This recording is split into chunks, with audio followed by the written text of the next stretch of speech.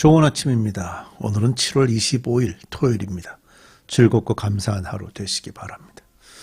오늘 말씀은 이사야 8장 말씀인데요. 위기의 시대에 누구를 두려워하며 누구의 말씀을 붙들 것인가에 대한 응답이라고 좀 정리할 수 있습니다. 내용이 좀 많기 때문에 바로 들어가도록 하겠습니다. 이사야 8장 1절입니다. 주께서 나에게 말씀하셨다. 너는 큰 서판을 가지고 와서 그 위에 두루 쓰는 글자로 마헬살랄 하스바스라고 써라. 내가 진실한 증인 우리야 제사장과 여베레기야의 아들 스가랴를 불러 증언하게 하겠다. 그런 다음에 나는 예언자를 가까이 하였다. 그러자 그 예언자가 임신하여 아들을 낳았는데 그때에 주께서 나에게 이렇게 말씀하셨다. 그의 이름을 마헬살랄 하스바스라고 하여라. 이 아이가 아빠, 엄마라고 부를 줄 알기도 전에 아시리아 왕이 다마스쿠스에서 빼앗은 재물과 사마리아에서 빼앗은 전리품을 가져갈 것이다.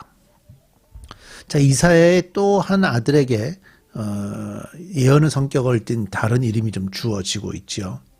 그러니까 이 아들은 그의 아버지 이사야의 예언에 진실성을 보여주는 살아있는 증거가 될 거라고 좀 보여지는데요. 그의 이름이 이제 마헬살랄 하스바스라고 합니다. 번역이 좀 약간씩 다르게 표현되지만 내용은 이렇습니다. 급히 노력하면서 서둘러 약탈하라 였습니다. 이제 아수르가 쳐들어오는 것에 대한 얘기를 하는 겁니다. 이 예언을 쓰고 증거하고 봉합하게 한 의도는요. 공표의 의미일 뿐만 아니라 후손들로 하여금 이 이름과 이 예언이 그 사건 이전에 미리 주어졌다는 사실을 의심 없이 받아들이도록 보증하려는 것입니다.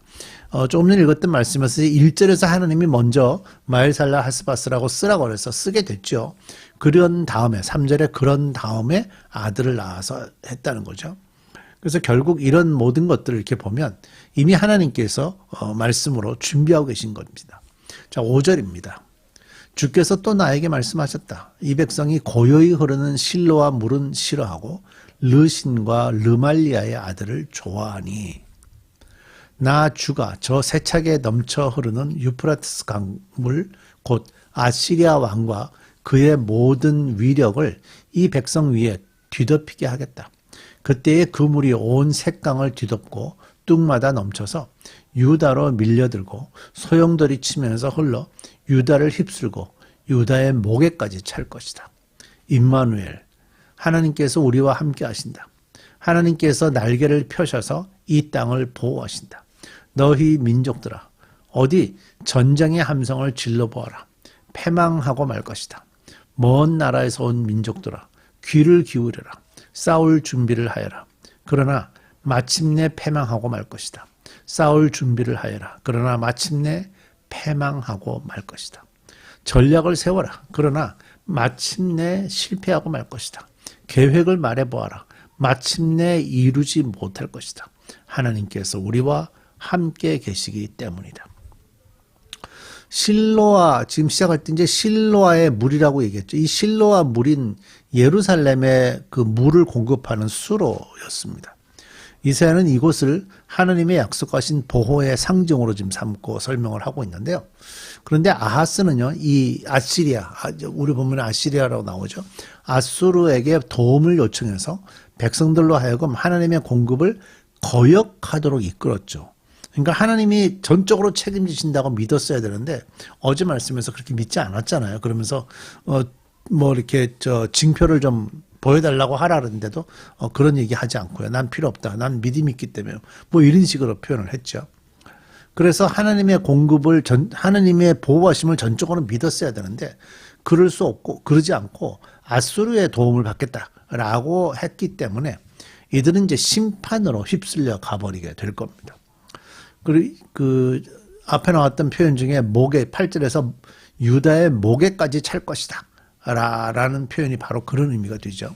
그래서 이스라엘 백성들, 유다 백성들은요, 절망 가운데 하나님 우리와 함께 계시옵소서 임마누엘 하고 이제 기도로 임마누엘 이름을 부르짖게 되는 겁니다. 하지만요, 이사야는 이러한 적들의 공격을 무시해버리는 예언을 하게 됩니다. 그 적들이 아무리 무섭다고 해도 여전히 하나님의 손아귀에 있기 때문에 제어될 것이다. 그래서 임마누엘에 대한 부르짖음은요, 이제 하나님이 우리와 함께 하시다는 승리의 외침으로 바뀌게 되는 거죠. 제가 어제 말씀할 때 그 임마누엘의 징조가 지니는 의미가 심판도 있고 소망이라는 의미도 있다고 말씀드렸었는데, 이런 이중적 의미가 여기에도 다시 뒤섞여서 나타나게 됩니다. 11절입니다. 주께서 그 힘센 손으로 나를 붙잡고 이 백성의 길을 따라가지 말라고 나에게 경고의 말씀을 하셨다. 너희는 이 백성이 모의하는 음모에 가담하지 말아라. 그들이 두려워하는 것을 두려워하지 말며 무서워하지도 말아라. 너희는 만군의 주 그분만을 거룩하다고 하여라. 그분만이 너희가 두려워할 뿐이시고 그분만이 너희가 무서워할 뿐이시다. 그는 성소도 되시지만 이스라엘의 두 집안에게는 거치는 돌도 되시고 걸리는 바위도 되시며 예루살렘 주민에게는 함정과 올가미도 되신다. 많은 사람이 거기에 걸려서 넘어지고 다치며 덫에 걸리듯이 걸리고 사로잡힐 것이다.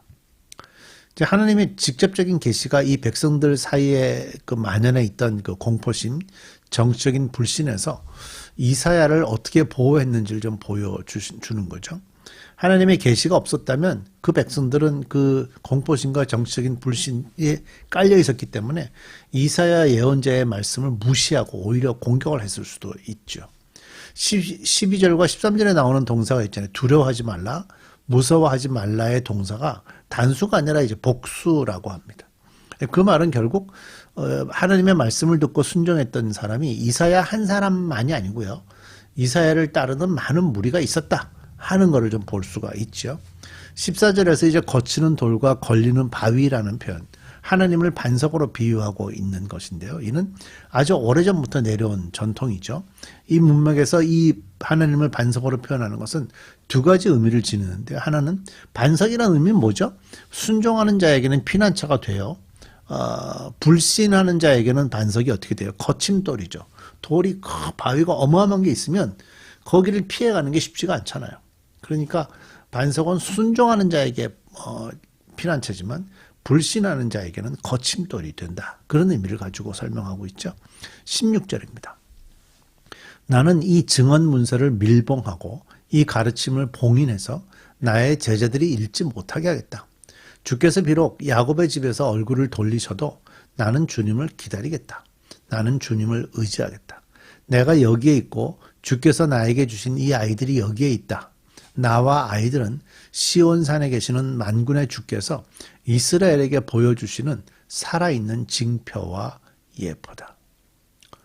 그러니까 지금 16절에서 나는 이 증언 문서를 밀봉하고 이 가르침을 봉인해서 나의 제자들이 읽지 못하게 하겠다라고 한 말이 이제 이사야가 한 말로 추정이 됩니다. 만약에 그렇다면 나의 제자, 거기에 나오는 나의 제자는요, 그의 추종자를 일컫는 말이 되죠.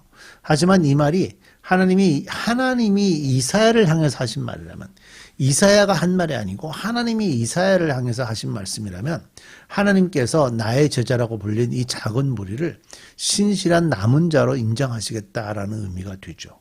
그래서 그 하나님의 말씀을 중심으로 모여있는 그 사람들에 대해서 신실한 남은 자다. 우리 남은 자에 대한 말씀 벌써 읽었잖아요. 그런 의미로 인정하게 되기 때문에 이들은 인내로 이사야와 더불어서 순종하고 소망하게 될 것이다 하는 의미를 보여주는 거죠. 사실 오늘날의 교회도 이런 의미가 있는 겁니다. 하나님이 이사야에게 하신 말씀이라면 하나님의 제자들은 오늘날의 교회라고 보는 것이 맞죠. 자, 19절입니다. 그런데도 사람들은 너희에게 속살거리며 중얼거리는 신접한 자와 무당에게 물어보라고 한다. 어느 백성이든지 자기들의 신들에게 묻는 것은 당연하다고 한다. 산자의 문제에 해답을 얻으려면 죽은 자에게 물어보아야 한다고 말한다. 그러나 너희는 그들에게 대답하여라. 오직 주께서 가르치신 말씀만 듣고 그 말씀에 관한 증언만 들으라고 하여라. 이 말씀을 따르지 않으면 동트는 것을 못 볼 것이라고 하여라. 그들은 괴로움과 굶주림으로 이 땅을 헤맬 것이다. 굶주리고 분노한 나머지 위를 쳐다보며 왕과 신들을 저주할 것이다. 그런 다음에 땅을 내려다보겠지만 보이는 것은 다만 고통과 흑암, 무서운 절망뿐일 것이니 마침내 그들은 짙은 흑암 속에 떨어져서 빠져나오지 못할 것이다. 오늘 말씀은요, 위기의 시대를 살아가는 하나님의 백성의 모습을 선명하게 보여주는데요. 세상은 더 크고 빠른 힘을 의지하라고 얘기를 하죠. 요구합니다. 당장 답을 주겠다는 수많은 목소리로 우리를 유혹합니다. 하지만 하나님께서는 다른 길을 말씀하시죠. 조용히 흐르는 실로아의 물처럼 눈에 잘 띄지 않을지라도 하나님을 신뢰하고 아직 다 이루어지지 않은 말씀이라도 끝까지 붙들고 기다리라고 하십니다. 그때 임마누엘의 하나님을 더 깊이 경험하게 되겠죠. 믿음은 눈앞의 현실을 부정하는 것이 아닙니다. 하나님의 말씀이 결국 현실보다 더 확실하다는 사실을 믿고 받아들이는 겁니다. 위기의 시대일수록 하나님의 백성은 세상의 두려움을 따라가는 사람이 아니라 하나님의 말씀을 붙들고 기다릴 줄 아는 사람입니다. 그것이 아마 이사야가 보여주는 참된 믿음의 모습일 것입니다. 우리 기도하겠습니다. 우리가 이 땅에 살면서 세상이 우리에게 요구하는 것들이 많아서 두려워하고 염려합니다. 그래서 우리에게 돈이 필요하고 우리에게 건강이 필요하고 또 뭔가 세상에서 위로하는, 격려하는 그런 말들이 우리에게 필요합니다. 하지만 하나님 말씀하십니다. 임마누엘, 우리가 이 말씀을 굳게 붙들게 하시고 세상의 요구보다도 더 확실한 것은 하나님의 말씀임을 믿고 따라가는 저희들 되게 주옵소서. 예수님의 이름으로 기도드립니다. 아멘.